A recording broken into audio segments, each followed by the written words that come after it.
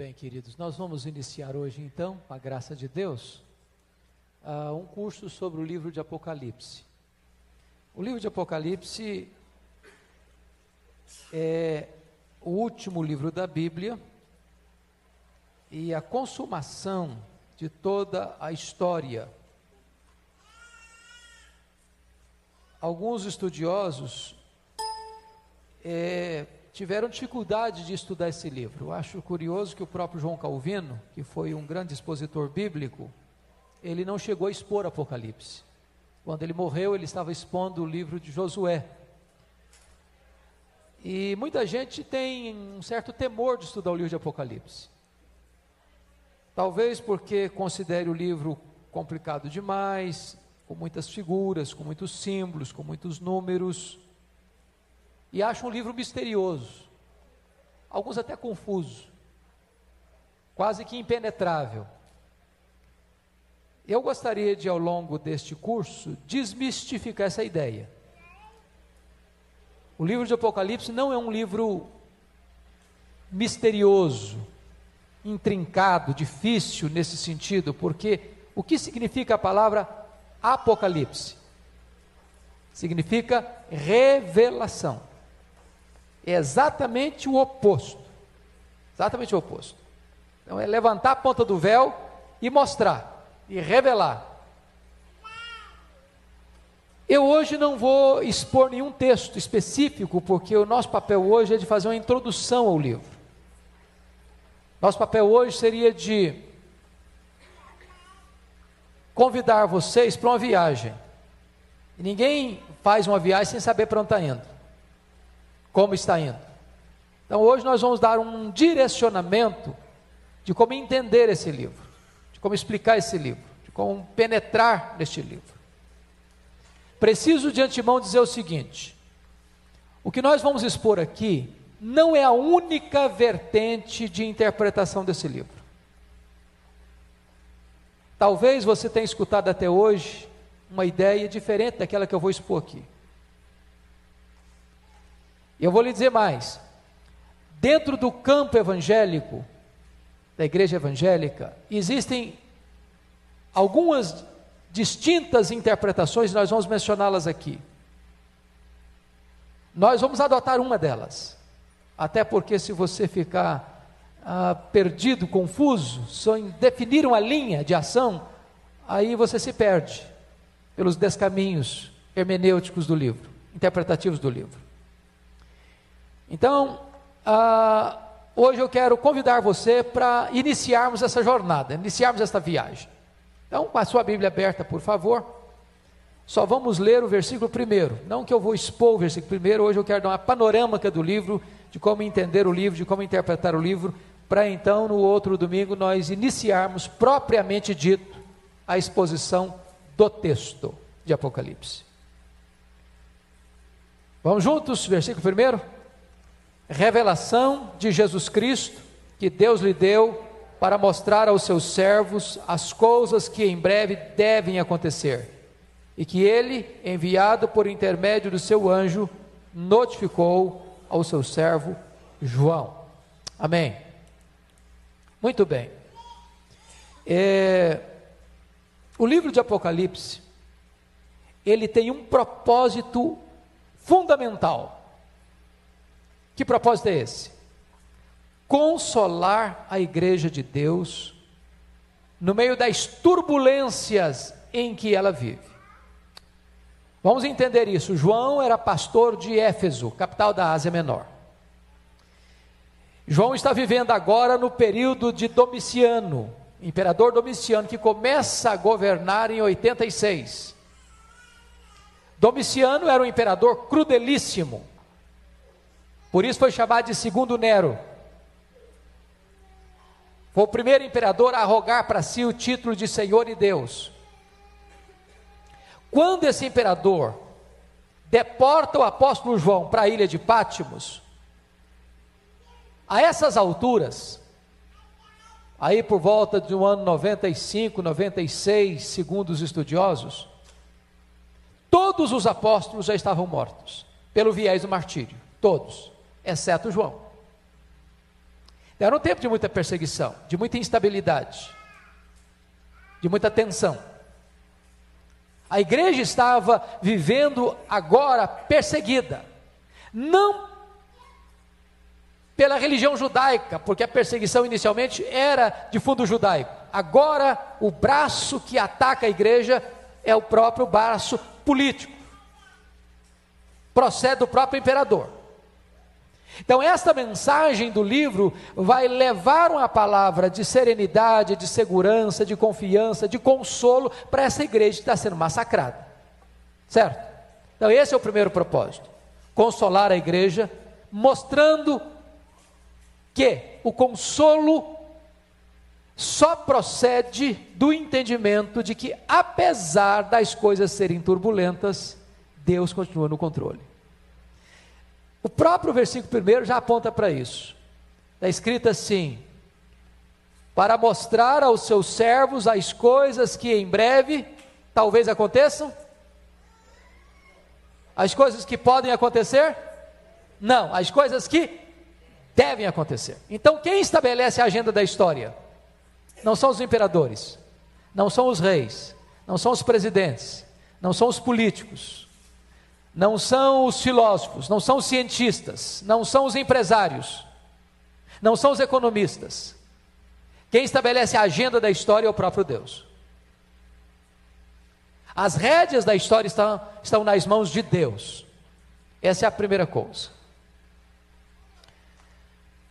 Segunda coisa, a guisa de introdução, que eu acho importante definir o seguinte: como nós devemos nos aproximar desse livro? Porque é muita gente que pega o livro de Apocalipse, uma espécie de obsessão escatológica. Aí pega como se fosse um mapa profético. E, de certa forma, as pessoas começam a gerar na vida dos crentes um certo sobressalto espiritual. Olha, cumpriu a profecia tal, então Jesus vai voltar. Isso é tão sério que Norman Champlin, aquele livro, comentário do Novo Testamento, versículo por versículo, que muitos aqui talvez conheçam, na primeira edição do livro dele, pela linha teológica que ele seguiu, chegou à conclusão, e ele registra isso lá no capítulo 1, versículo 7, de que Jesus voltaria até o ano 2000. E começa a se fazer uma conta, cumpriu essa profecia, cumpriu aquela outra ali, então juntando essa com aquela outra, temos então um resultado, uma conclusão e pronto. Então eu fico amarrado a essa conclusão minha, então Jesus não pode passar do ano 2000. Frustrou-se. Teve que fazer uma revisão agora na segunda edição e tirar essa bobagem de lá. E qualquer pessoa que tentar marcar a volta de Jesus vai cair em opróbrio mesmo. Vai cair em opróbrio. Então notem isso, não deva ser com essa curiosidade, chamaria até de frívola, que nós devemos entrar no estudo desse livro. Esse não é o propósito desse livro. Tá certo? O propósito então é um propósito de confortar a igreja em seu conflito contra as forças do mal. E esse livro está cheio de consolações. Eu vou lhes dar algumas pistas assim. Por exemplo, a Bíblia diz que Deus vê as nossas lágrimas. Está escrito em Apocalipse 7,17. Deus enxuga as nossas lágrimas também. Está escrito nesse livro que as suas orações produzem verdadeiras revoluções no mundo. Não tem nada mais poderoso na terra do que orar, ou oração. Está lá escrito no capítulo 8, 3-4, que pela oração o altar está conectado com o trono, e a oração que sobe do altar ao trono, vem do trono para a terra, em termos de intervenções soberanas de Deus na história. Esse livro diz que sua morte é preciosa aos olhos de Deus, bem-aventurados aqueles que desde agora morrem no Senhor. Então a perseguição está aí, mas se você for morto, você é um bem-aventurado. Esse livro diz que a sua vitória está assegurada, que o sangue dos mártires será vingado, que Cristo governa o mundo em seu favor e que Cristo voltará em breve para buscar você. São as mensagens de consolo. Agora, qual é o tema básico desse livro? Esse livro tem um tema fundamental. Qual é? De capítulo 1 ao capítulo 22, o tema é esse: a vitória retumbante de Cristo e da sua igreja. Esse livro vai trabalhar os inimigos que se levantam contra a igreja: o dragão, o anticristo, o falso profeta, a grande Babilônia. O mundo vai perseguir a igreja, vai atacar a igreja, mas o resultado final, você vai perceber isso como uma linha: a vitória de ponta a ponta de Cristo e da sua igreja. Quando eu falo em vitória, eu não estou falando de uma vitória parecida com o que se fala hoje de confissão positiva, que se você é um crente, você declara e as coisas acontecem porque você declara, e você decreta a sua vitória, então o mal não chega na sua tenda, no sentido de que você fica ileso, você fica blindado, e que você então não vai ter luta, que você não vai ter prova, que você não vai ter dor, que você não vai ter perdas. Não é isso que a Bíblia fala. Nós vamos examinar oportunamente no capítulo 13, que os santos vão ser perseguidos e mortos, mas ao morrerem, derrotam o diabo e os seus agentes. Por quê? Porque um cristão não é derrotado quando morre. Quando é que um cristão seria derrotado? É quando ele apostata, é quando ele nega a sua fé, quando ele retrocede. Mas se pela fé ele morre, ele vence o inimigo, porque a intenção do inimigo é puxá-lo para o seu lado, e é impossível que qualquer dos escolhidos de Deus possam se perder, ou possam ser derrotados pelo inimigo. Esse é o propósito desse livro nesse sentido. Bom, pois bem, agora vamos olhar a questão das correntes de interpretação desse livro. Tem tantos símbolos, tantas imagens, tantos números, tantos enigmas aparentes. Existem 3 correntes básicas de interpretação desse livro. E eu queria que você pudesse acompanhar comigo então, para nós observarmos. Como é que nós poderíamos trabalhar essa questão da interpretação? Existe a interpretação preterista, vem de pretérito, passado. Existe a interpretação futurista, existe a interpretação histórica. Alguns estudiosos chegam para o livro de Apocalipse e fazem dele uma leitura preterista, só do passado. O que significa isso? Olham para o livro como se o livro descrevesse apenas os dramas vividos pela igreja naquele tempo, das perseguições romanas. E esse livro então cumpriu o seu propósito, porque descreveu essa cena lá do passado, e ficou lá. Agora, essa ideia não faz justiça ao livro. Muito embora o livro tenha sido extremamente oportuno e atual para aqueles crentes que estavam morrendo por causa da sua fé, o livro não se limita apenas aos crentes do passado. Então a interpretação preterista do livro não é uma boa abordagem desse livro. O extremo disso é a interpretação futurista. Se você perceber, os chamados pré-milenistas dispensacionalistas entendem dessa forma, que o livro de Apocalipse, a partir do capítulo 4, não se aplica à igreja do passado, nem à igreja contemporânea, mas esse livro todo está direcionado para esta última geração, antes da volta de Jesus. Então esse livro ainda vai acontecer, ele não está acontecendo. Também eu penso que essa interpretação não faz justiça ao livro, porque o livro não teria sido oportuno para o passado, o livro não teria sido oportuno para os crentes que já nos antecederam, e o livro seria um pouco, não seria muito prático para nós hoje. Então resta-nos uma interpretação última para entendermos esse livro. Que interpretação é essa? A interpretação chamada histórica. O que significa isso? O livro foi oportuno para os primeiros cristãos, o livro foi oportuno ao longo da história da igreja, o livro é oportuno hoje, mas o livro aponta como culminação da história a geração que vai anteceder a volta de Jesus, o desfecho da história da humanidade com a volta de Jesus. Então, nós vamos seguir essa linha de interpretação, não a preterista, nem a futurista, vamos seguir a linha histórica, certo?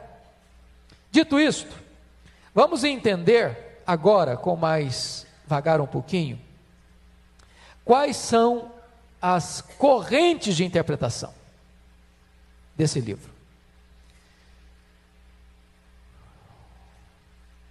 Nós temos que seguir uma.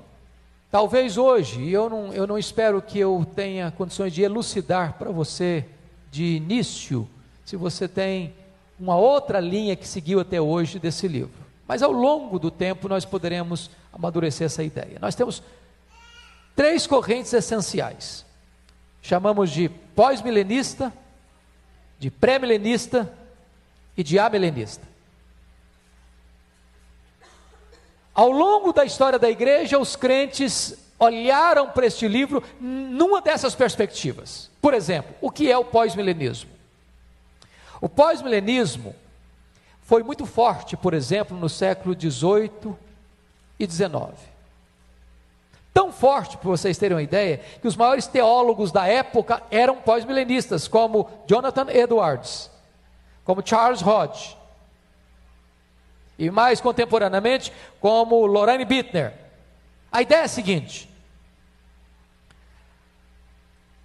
o mundo vai ser cristianizado, na medida em que o evangelho vai crescendo, e a palavra de Deus vai prosperando, e a igreja vai se expandindo, o reino de Deus vai largando as suas fronteiras, o mundo vai se tornando cada vez mais cristão, cada vez mais evangelizado, cada vez mais recebendo a palavra, chegando a um ponto culminante na profecia de Abacuque. Então toda a terra se encherá do conhecimento do Senhor, como as águas cobrem o mar. Por que esta ideia foi tão forte? Lembrem vocês que depois da reforma protestante, o evangelho prosperou mesmo. Depois vieram as missões modernas. Depois, antes disso, vieram os morávios, mandando missionário para o mundo inteiro. Para vocês terem uma ideia, em 1910 houve uma conferência na Europa, onde se pensava que o mundo inteiro seria evangelizado e ganho para Cristo naquela década. Era um entusiasmo. Nós entramos no século XX com esse entusiasmo. Mas de repente, 1914, vem a Primeira Guerra Mundial, 30 milhões de pessoas mortas. Pensávamos que tinha aprendido a lição. 1939, vem a Segunda Guerra Mundial, 60 milhões de pessoas mortas. Vem o regime comunista, mais de 40 milhões de pessoas mortas. Vem o regime de Mao Tse Tung na China, mais de 60 milhões de pessoas mortas. O que aconteceu? A explosão, por exemplo, do islamismo no mundo. O marcharé das igrejas protestantes na Europa. A crise atingindo a igreja na América do Norte, de onde o evangelho se espalhava para a América Latina, para a África. Em outras palavras, a bola baixou. Esvaziou a bola.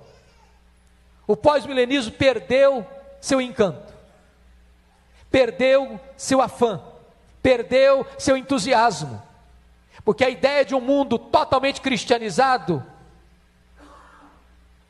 começou a se chocar com a realidade. Mais sério, se chocou, no meu entendimento, por um equívoco hermenêutico. Quando o Senhor Jesus Cristo, no sermão profético, fez a seguinte pergunta: porventura, quando o Filho do Homem vier, achará fé na terra?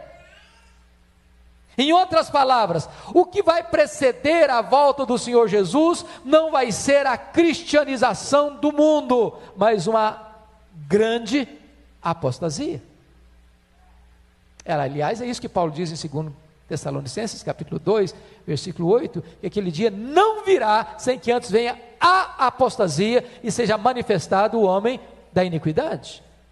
Então a posição pós-milenista está hoje em decadência. Tem ainda os seus defensores, mas está em decadência. Qual a segunda interpretação? Qual a segunda corrente? É a corrente pré-milenista. E aqui eu preciso gastar um tempinho para distinguir para você dois ramos do pré-milenismo. Existe o pré-milenismo chamado histórico e o pré-milenismo chamado dispensacionalista. Ou o pré-milenismo moderado, que nós chamamos de histórico, e o pré-milenismo radical, que nós chamamos de dispensacionalista. Talvez o que mais se aproxima da posição que nós vamos abordar hoje seria o pré-milenismo histórico. Só divergindo na questão do reino, se o reino é espiritual ou se é literal, físico, 1000 anos na terra, e sobre a questão da ressurreição. Agora, o pré-milenismo dispensacionalista, ele dominou a igreja evangélica do século XIX para cá. E grande parte daquilo que você e eu lemos até 30 anos, tinha um viés dispensacionalista. E eu vou explicar por quê. Com o liberalismo teológico que invadiu a Europa, invadiu a América, invadiu os grandes seminários que formavam teólogos, pastores, missionários, o que aconteceu? Surgiu uma reação a esse liberalismo por parte do fundamentalismo e começaram a se criar seminários, institutos bíblicos. E os institutos bíblicos então começaram a ser influenciados por um cidadão da Inglaterra chamado John Nelson Darby, que nasceu em 1800. John Nelson Darby vai estudar o livro de Apocalipse, vai trabalhar essa questão do dispensacionalismo, das 7 dispensações.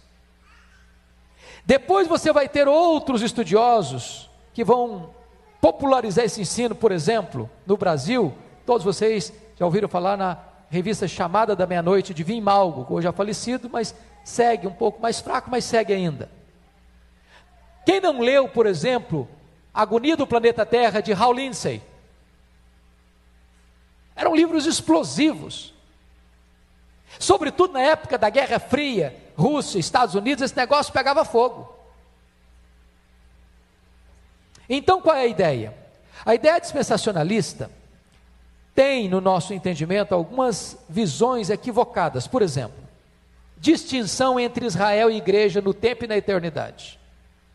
A visão dispensacionalista acha que a Bíblia trata de Israel e que a igreja é apenas um parênteses na história, e que Deus, depois então que a igreja for arrebatada secretamente, vai voltar a sua atenção para Israel.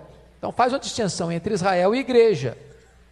Só que você lendo o Novo Testamento vai descobrir uma coisa: a teologia de Paulo vai mostrar para nós que Deus só tem um povo, uma igreja, um rebanho, uma noiva. E esse povo é a igreja. E que a igreja é composta de quem? De judeus e de gentios. E que agora, por meio de Cristo, essa parede que separava judeus e gentios foi derrubada. De tal maneira que um judeu não é salvo por ser judeu. Como é que um judeu é salvo? Do mesmo jeito que você. Porque eu não me envergonho do Evangelho, porque é o poder de Deus para a salvação de todo aquele que crê, primeiro do judeu, depois do grego. De tal forma que a salvação é por meio de Jesus, e quem crê em Jesus, Deus dá a ele o direito de ser filho de Deus, seja ele judeu, seja ele gentios. Então não tem diferença entre Israel e igreja, só tem uma igreja. Para um israelita se tornar povo de Deus, filho de Deus, ele tem que fazer parte da igreja, tem que receber Cristo como seu Salvador. Segundo, o dispensacionalismo acredita que o reino de Deus foi adiado para a época do milênio. Então, quando um dispensacionalista faz a oração, venha o teu reino, na oração do Pai Nosso, ele está pensando no reino milenar, no reino que virá nesse período que ele entende de 1000 anos de reinado de Cristo aqui na terra. Quando Jesus Cristo foi claro em dizer, o reino de Deus está dentro de vós, o reino de Deus já chegou. E aí nós temos uma frase muito comum na teologia, que é o já e o ainda não. O reino de Deus já chegou, mas não na sua plenitude. Já estamos no reino da graça, mas entraremos numa transição para o reino da glória. Terceira ideia dispensacionalista que diverge: a crença no arrebatamento secreto, seguido de uma segunda vinda visível. Essa ideia é muito popular, muito popular. Qual é a ideia? A ideia é a seguinte: a ideia é de que estamos aqui hoje, nessa manhã, vamos imaginar que Jesus volte agora, ou vamos imaginar ainda que nem todos aqui estejam preparados. Então, de repente, desaparece aqui um grupo e o outro fica. É repentino, é secreto. Existem, eu disse aqui há poucos dias, acho que na última aula que estivemos falando aqui, naquela música, o mercado está vazio, o seu barulho já cessou, aviões e seus pilotos, de repente você está embarcando num Boeing 777, e o piloto crente desaparece, e o troço fica solto no ar. Será que a Bíblia ensina essa ideia de que a vinda de Jesus vai ser em 2 turnos?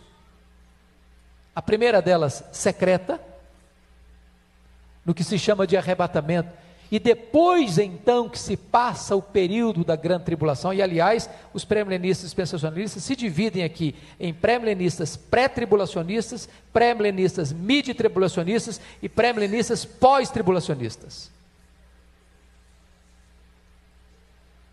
Será que a Bíblia ensina isso? Alguns pegam aquele texto de Mateus 24, dizendo, um estará no campo, um estará dormindo, um será deixado, o outro levado, 2 estarão no campo, um será tomado, o outro levado. Será que é essa ideia de que o arrebatamento chega e leva um e fica outro? É essa a ideia lá de texto? Absolutamente não. Absolutamente não. A segunda vinda de Cristo tem algumas características. Ela vai ser pessoal, ela vai ser visível, ela vai ser audível, ela vai ser repentina, ela vai ser inesperada, ela vai ser poderosa e gloriosa, e ela vai ser inescapável, e é única. Jesus voltou, acabou, não tem segunda chamada, não tem segunda chance, não tem recuperação, a porta fechou, acabou. Ele vem para quê? Ele vem para assentar no seu trono, para julgar as nações, juízo final, céu, inferno e eternidade, acabou.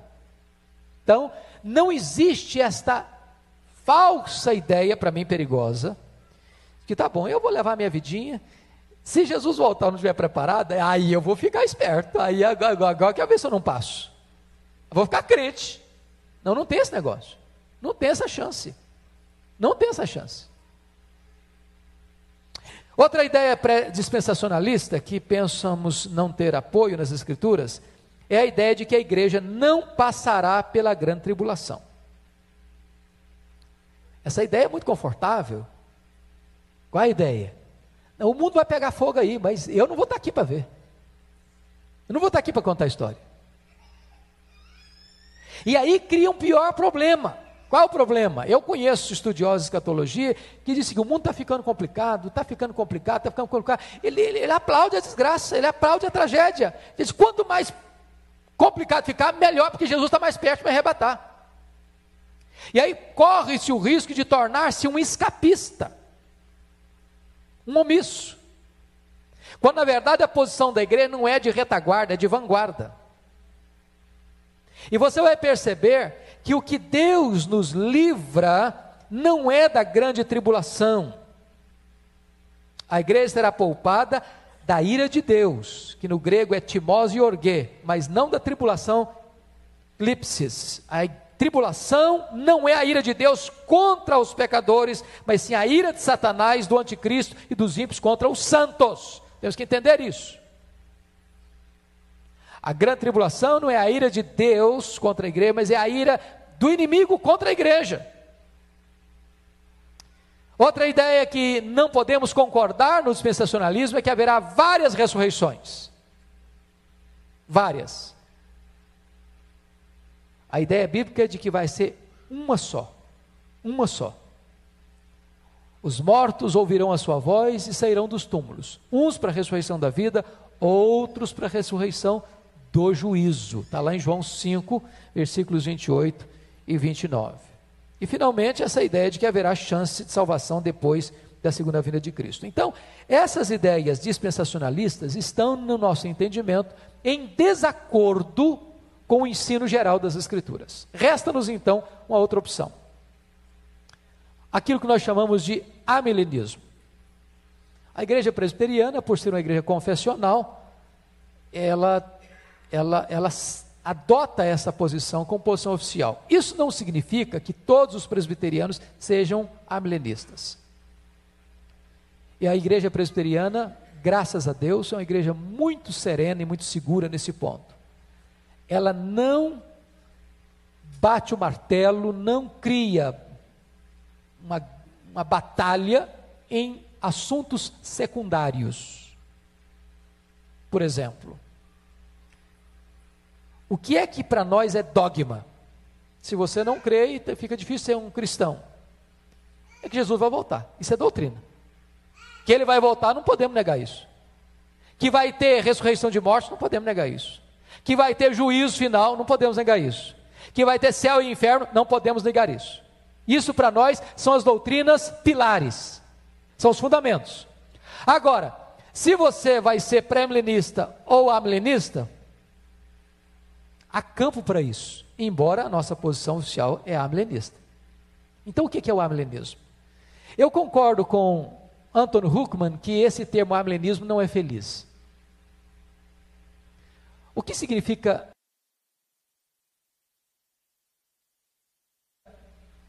a palavra amilenismo? Não milênio. O prefixo A é um prefixo de negação, certo? Então quando diz amilenismo, estou dizendo não tem milênio. Será que é isso que nós acreditamos? Não. Nós não acreditamos no milênio literal, físico, de um reinado de Cristo 1000 anos aqui na terra, sendo chefe de Estado.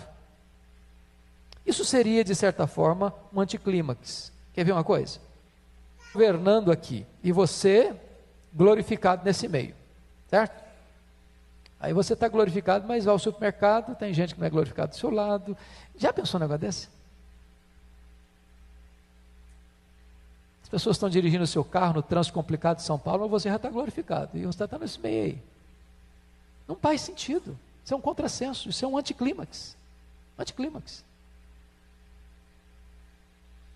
O que nós cremos é que o milênio é o milênio consumado. O que é milênio? Se você perceber no livro de Apocalipse, os números são muito significativos no livro de Apocalipse. Então, 1000 anos é 10 elevado à terceira potência, é um número completo. E esse milênio está falando do reinado de Cristo, que vai desde a sua primeira vinda à sua segunda vinda. Tanto é fato que, se você perceber, a palavra milênio só aparece uma vez na Bíblia. Onde que aparece? Apocalipse capítulo 20. E quem está reinando com Cristo? São as almas. Portanto, esse reinado não é na terra. O que está reinando com Cristo são as almas. O que acontece? Quando um crente morre, para onde vai a sua alma? Vai para o céu.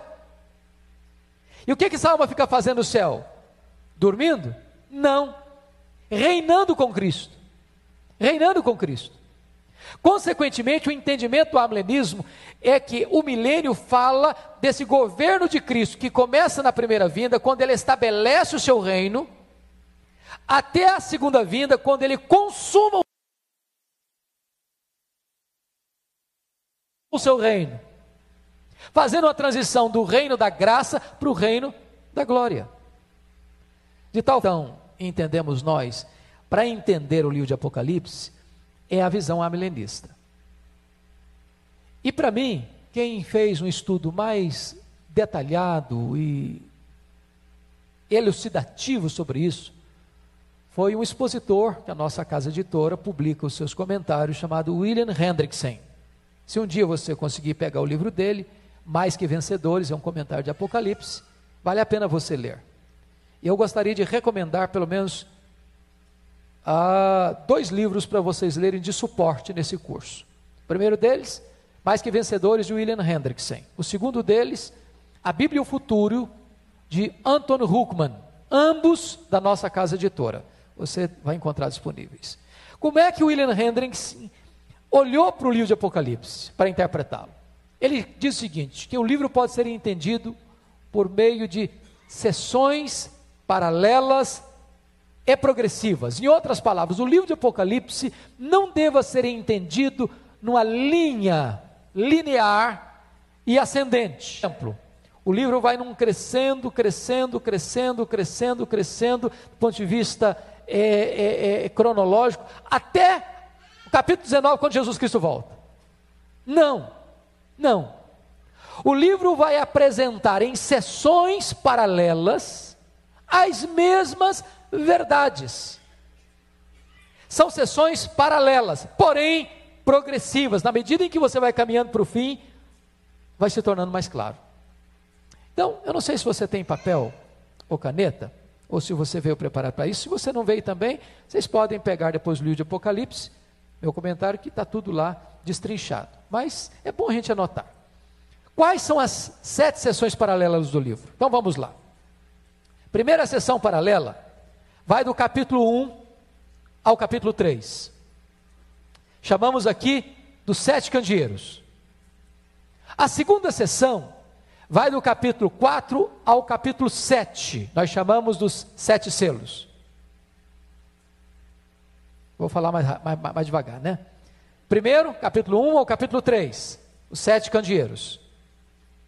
As 7 igrejas. Certo? Anotaram? Segundo, capítulo 4 ao capítulo 7. Os 7 selos. Terceira sessão. Capítulo 8 ao capítulo 11. As 7 trombetas. Quarta sessão. Capítulos 12, 13 e 14. É o levantamento do quarteto do mal. Quais são esses 4 inimigos? O dragão, no capítulo 12. A besta que surge do mar, que é o anticristo. E a besta que surge da terra, que é o falso profeta, capítulo 13. E a grande Babilônia, no capítulo 14. Capítulo 12, o dragão. Capítulo 13, o anticristo e o falso profeta. Capítulo 14, a grande Babilônia. Quinta sessão, capítulos 15 e 16. As 7 taças. As 7 taças da ira de Deus. Ok? Sexta sessão. Capítulos 17, 18 e 19. A derrota do quarteto do mal. Agora em ordem descendente. Se no capítulo 12, 13 e 14 os inimigos se levantam nessa ordem, dragão, falso profeta, dragão, anticristo, falso profeta, vem na ordem inversa. Cai a grande Babilônia, cai o falso profeta, cai o anticristo, cai o dragão. A última sessão, capítulos 20, 21 e 22. Quando então vem o juízo final, novos céus e nova terra. O ponto que eu quero levantar é o seguinte: em cada uma dessas 7 sessões, a verdade essencial, pivotal do livro é repetida. Que verdade é essa? A segunda vinda de Cristo, a vitória de Cristo e da sua igreja. Então vamos ver a primeira sessão. Confira comigo aí, capítulo 1, versículo 7. Agora eu gostaria que vocês lessem comigo. Está escrito aí o seguinte: eis que vem com as nuvens, e todo olho verá, até quantos o traspassaram, e todas as tribos da terra se lamentarão sobre ele, certamente, amém. Então veja você que nessa primeira sessão que nós chamamos dos 7 candeeiros, as 7 igrejas, já está declarada essa verdade de que ele voltará, pessoalmente, fisicamente, audivelmente, vitoriosamente. Segunda sessão são os 7 selos. Vamos entender capítulo 4 a 7. O que são os 7 selos? Os 7 selos falam da perseguição do mundo à igreja. Cada selo que abre vai apontando para esta perseguição. O mundo está perseguindo a igreja. Agora vamos ver se a verdade da segunda vinda de Cristo está aí nessa segunda sessão. Abra aí capítulo 6, por favor. Versículos 12 a 17. Quando vi o cordeiro, vi quando o cordeiro abriu o 6º selo e sobreveio o grande terremoto. O sol se tornou negro como um saco de crina, a lua toda como sangue. As estrelas do céu caíram pela terra como figueira, quando abalada por vento forte, deixa cair os seus figos. E eu pergunto a você, quando é que esse fenômeno vai acontecer? Quando? Querem a resposta? Confira comigo aí Mateus 24, versos 29 a 31. Quando é que esse fato aqui registrado vai acontecer? Mateus 24, 29 a 31, por favor.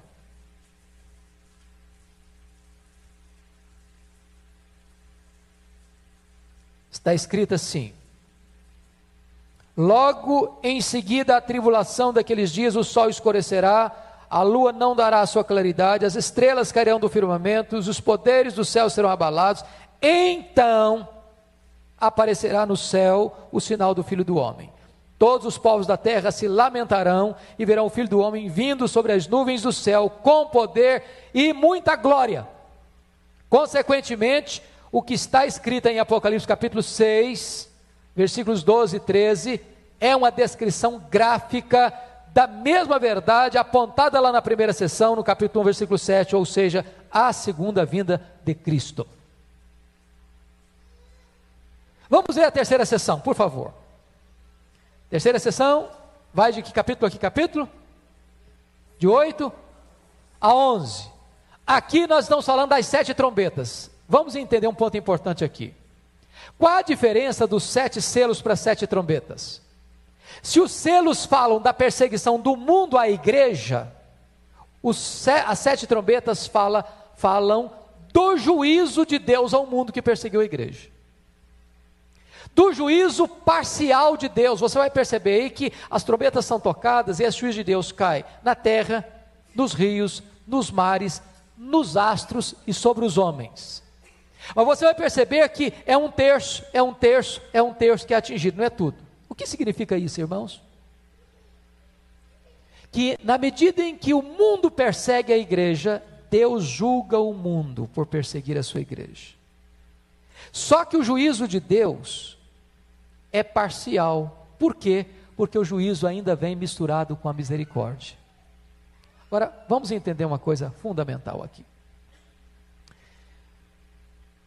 Diz o openteísmo, essa teologia equivocada que está sendo pregada hoje por alguns pregadores brasileiros, de que Deus não conhece o futuro, de que Deus é tão surpreendido pelo futuro quanto você e eu.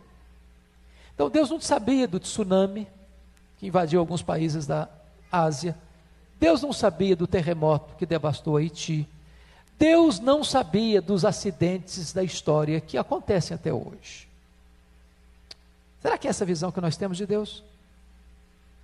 Será que Deus pode ser pego de surpresa? Será que Deus pode... Puxa vida, eu não sabia, eu nem esperava que isso acontecesse. Será que Deus pode ter essa reação? É claro que não. Mas muitas vezes nós olhamos para alguns fenômenos naturais e reputamos apenas como fenômenos naturais. Como se a Mãe Terra estivesse reagindo na linguagem da nova era, da Mãe Terra. Deixamos de perceber que nenhum pássaro pode cair sem que Deus saiba e permita. é que aquilo que nós achamos que é uma tragédia, e até questionando onde está Deus, ou o amor de Deus, não passa de trombetas de Deus, do juízo parcial de Deus, chamando os homens ao arrependimento. Nós, ao olharmos o livro de Apocalipse, vamos ter uma visão mais clara da filosofia da história. De fato, não é figura de linguagem, não. Deus está no trono e Ele governa. Em todas as áreas, em todas as áreas. Então vamos ver se nós temos sinais aqui da segunda vinda de Cristo, aqui nessa terceira sessão paralela. Confira comigo capítulo 11, versículo 15. O sétimo anjo tocou a trombeta, houve no céu grandes vozes dizendo, se você está comigo no verso 15, continua a leitura comigo. O reino do mundo se tornou de nosso Senhor e do seu Cristo, e Ele reinará pelos séculos dos séculos. Pergunta, quando isso aqui vai acontecer? E a resposta é, na segunda vinda de Cristo. Querem conferir isso comigo? Vamos lá para 1 Coríntios capítulo 15, por favor. 1 Coríntios capítulo 15, versículos 23 e 24. Cada um, porém, por sua própria ordem, Cristo as primícias, depois os que são de Cristo na sua vinda, e então virá o fim, quando Ele entregar o reino ao Deus e Pai, quando houveres destruído todo o principado, bem como toda a potestade. Você percebe que nessa terceira sessão paralela, às 7 trombetas, a mesma verdade da segunda vinda de Cristo é repetida. Então essa verdade é repetida paralelamente, nessas diversas sessões. Vamos à quarta sessão, capítulos 12, 13 e 14. Vamos entender uma coisa aqui. Essa sessão fica como que no meio das outras sessões. Se você perceber, até o capítulo 11, a perseguição é mais do mundo contra a igreja. Se você notar na leitura, a partir do capítulo 12, a perseguição vai ser mais do próprio Satanás e de seus agentes. Então note aí, que no capítulo 12 aparece o dragão. Qual o propósito do dragão? Destruir o filho, destruir Jesus. Ele não consegue isso. Para onde ele volta as suas baterias? Para a mulher. Quem é a mulher? É Maria? Não. Se você perceber, essa mulher aí é a igreja. E veja você que essa igreja se refugia no deserto. E você vai notar mais, agora esse dragão vai se ajuntar com outros agentes para perseguir a igreja. O primeiro agente é o anticristo, a besta que surge do mar. E você vai perceber que o anticristo vai perseguir a igreja, vai matar os santos. Como assim vai matar os santos? Porque a opção vai ser essa, ou você nega Jesus, ou eu te mato. Mas diz capítulo 12, que os santos vencerão o dragão, de que maneira? Pela palavra do testemunho e pelo sangue do cordeiro. O que é palavra do testemunho? A palavra testemunho no grego é a mesma palavra do nosso português, mártir. Quando um crente, pressionado para escolher entre a vida ou a apostasia, ou você nega Jesus ou eu te mato, o crente diz, não, eu prefiro morrer do que negar o meu Senhor. Desta maneira, o crente vence o diabo e o seu dragão. Vence o diabo e seus agentes, digo. Mas será que nós temos a presença da segunda vinda de Cristo aí nessa quarta sessão paralela? Confira comigo, por favor, Apocalipse capítulo 14. Apocalipse capítulo 14. Vamos ler versículos 14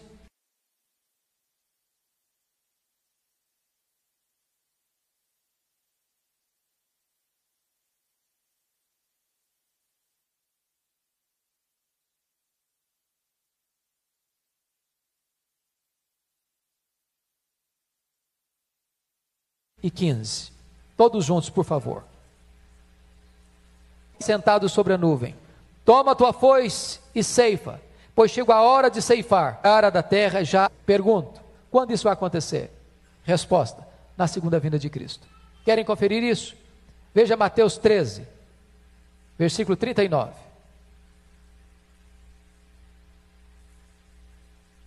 Mateus 13, versículo 39.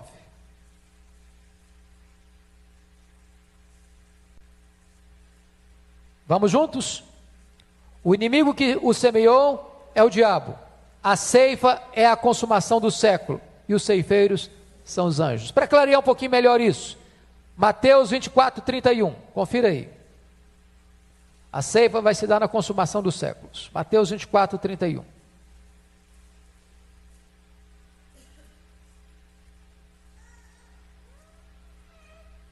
Vamos juntos de novo? Vamos lá? E ele enviará os seus anjos com grande clangor de trombeta, os quais reuniam os seus escolhidos dos quatro ventos, de uma a outra extremidade dos céus. Quando é que ele vai fazer isso? Na segunda vinda de Cristo. Versículos 29 e 30. Então você percebe que a mesma verdade da primeira sessão, da segunda sessão, da terceira sessão, está também nessa quarta sessão, a vitória de Cristo na sua vinda. Vamos à quinta sessão, capítulos 15 e 16. Capítulo 15 e 16 vai falar das 7 taças da ira de Deus.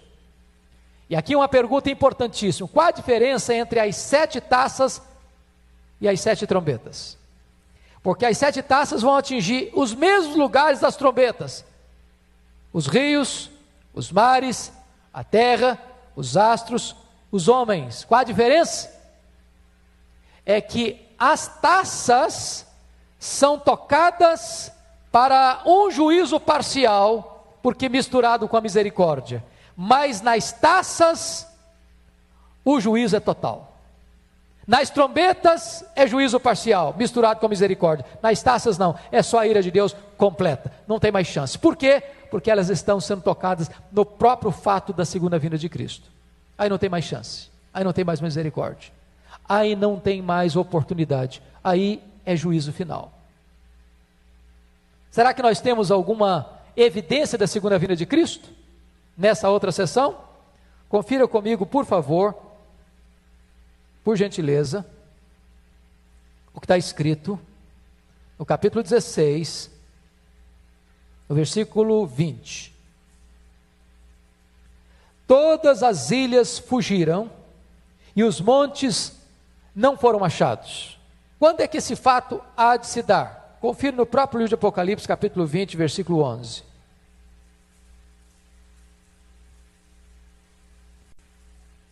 Vi um grande trono branco, e aquele que nele se assenta, de cuja presença fugiram a terra e o céu, e não se achou lugar para eles. Quando é que se dará isso?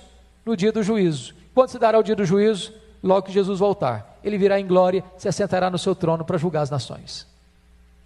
Notem vocês que a mesma verdade está sendo repetida nas diversas sessões. Vamos à penúltima sessão.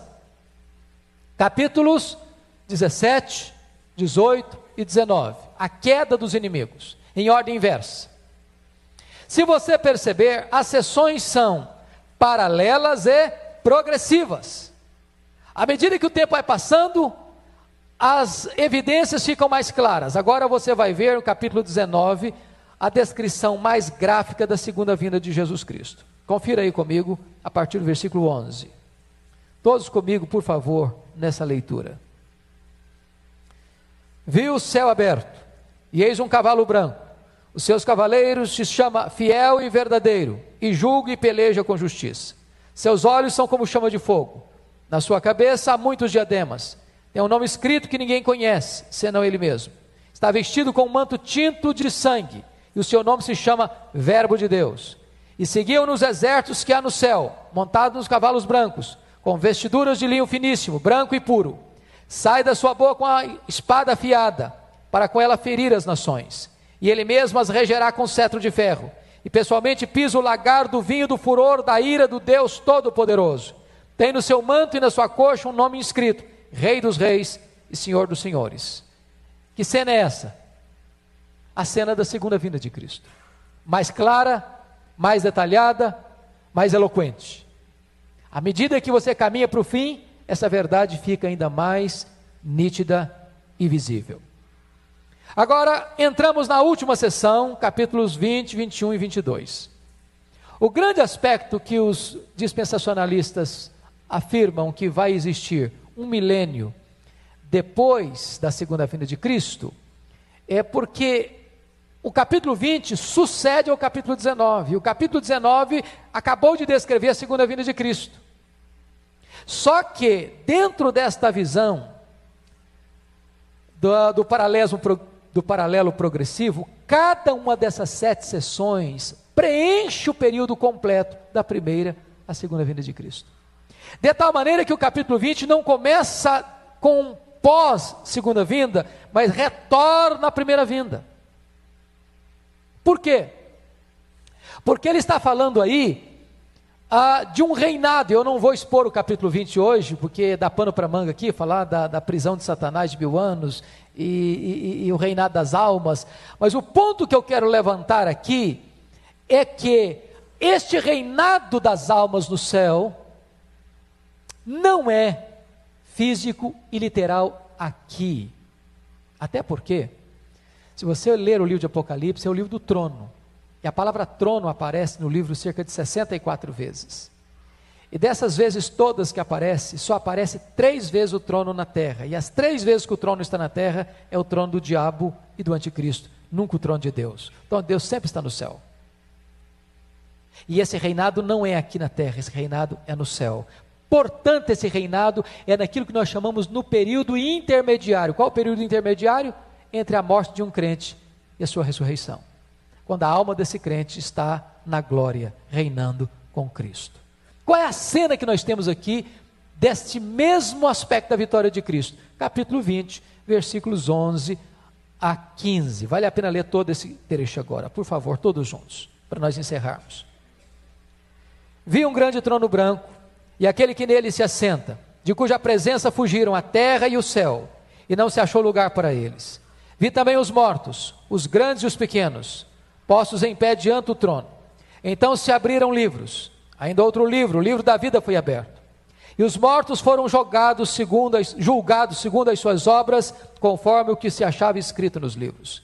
Deu o mar os mortos que nele estavam, a morte e o além entregaram os mortos que neles haviam, e foram julgados um por um segundo as suas obras. Então a morte e o inferno foram lançados para dentro do lago do fogo. Esta é a segunda morte, o lago de fogo. E se alguém não foi achado inscrito no livro da vida, esse foi lançado para dentro do lago do fogo. Então vamos entender uma coisa. Quais são os inimigos que estão sendo derrotados aqui no dia dos juízos? Confira comigo.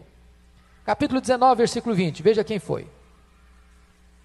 Mas a besta foi aprisionada, com ele e com ela o falso profeta, que, com os sinais feitos diante dela, seduziu aqueles que receberam a marca da besta e eram os adoradores da sua imagem. Os 2 foram lançados vivos para dentro do lago do fogo que arde com enxofre. Então, estão sendo julgados aqui, falso profeta e o anticristo. Lá no capítulo 18, versículo 2, vamos ver quem mais foi derrotado.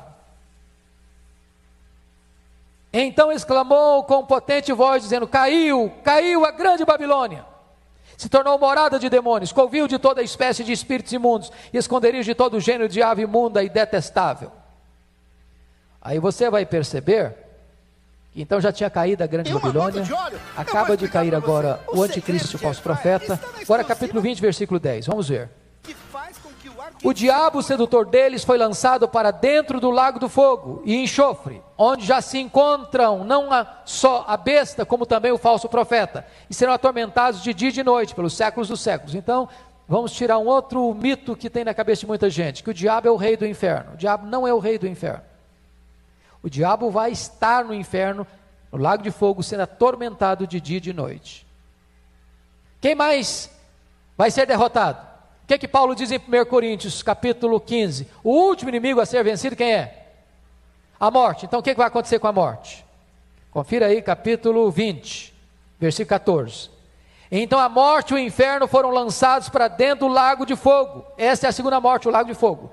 Então já está lá, derrotado. a grande Babilônia, o anticristo, o falso profeta, o diabo e agora a morte. O que resta mais? Os ímpios, os que não creram.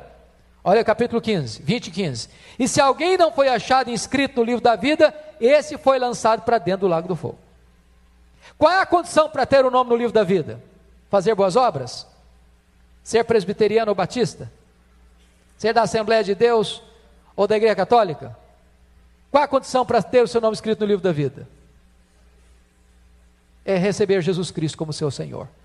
É ser lavado no sangue do Cordeiro. Não é pelas obras, não é pelo mérito, não é pelo sacrifício. Somente aqueles que receberam a Cristo, Deus deu a eles o direito de serem chamados filhos de Deus. Pois bem, então eu quero concluir dizendo para você o seguinte: as mesmas verdades foram repetidas exaustivamente nesse livro. Não é um livro para você ler assim como se começasse aqui e fosse só terminar lá, numa progressão cronológica, não. São sessões. E em cada sessão, a mesma verdade enfatizada, culminando então, novos céus e nova terra. Vamos concluir repetindo essas 7 sessões? Agora, para fechar o seu caderno, vamos ver se nós memorizamos. Hã? Nem tanto também, né? Ok. Quantas sessões são? 7. A primeira vai de 1 ao 3. Como é que se chama? 7 candeeiros. Segunda sessão, do capítulo 4 ao 7. Como é que se chama? 7 selos. Terceira sessão vai dos capítulos 8 a 11. Como é que se chama? As 7 trombetas. A quarta sessão vai dos capítulos 12 a 14. Está falando de quê? Quarteto do mal. Quais são? O dragão, o anticristo, o falso profeta, a grande Babilônia. Quinta sessão, capítulos 15 a 16. Trata de quê? As 7 taças. A sexta sessão vai dos capítulos 17 a 19. Trata de quê? A queda do quarteto do mal em ordem inversa. A última sessão vai dos capítulos 20 a 22. E revela para nós o reinado das almas no céu, a segunda vinda de Cristo, o juízo final, novos céus e nova terra.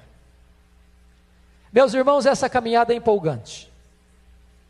E eu espero que vocês não faltem estas aulas que vamos ter daqui para frente.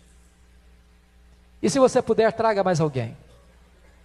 Porque eu vou lhe garantir uma coisa: não tem nada que enche o peito da gente de tanta doçura, de tanto consolo, de tanta segurança, de tanta alegria e de tanta confiança no nosso Deus, como estudar esse livro. Deus abençoe o seu coração, Deus abençoe sua vida. Vamos orar? Azinho, vem cá, meu filho, ore por nós aqui para nós encerrarmos.